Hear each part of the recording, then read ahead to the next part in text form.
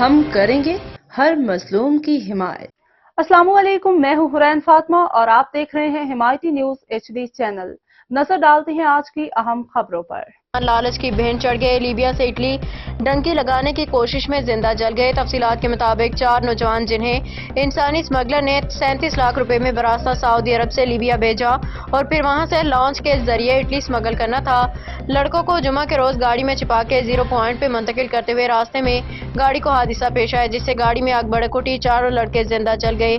مصدقہ ذرائع کے مطابق 2 لڑکے عمر ولد فوجی اللہ رکھا، ملک عادل ولد رفیق دوبرجی چندہ سنگھ سمڑیال کے رہائشی ہیں، جبکہ باقی 2 لڑکوں کی ابھی تک شناخت نہیں ہو سکی۔ واضح ہے کہ عمر اپنے والدین کا اکلوتا بیٹا بچا تھا، کیونکہ کچھ ہی عرصے پہلے اس کا ایک بھائی کینسر کے مرض سے وفات پا گیا تھا۔ واقعے کا علم ہوتے ہی علاقہ مکینوں نے انتظامیہ سے انسانی اسمگلروں کے خلاف سخت کارروائی کرنے کا مطالبہ کیا ہے تاکہ مزید گھر اجڑنے سے بچ سکیں۔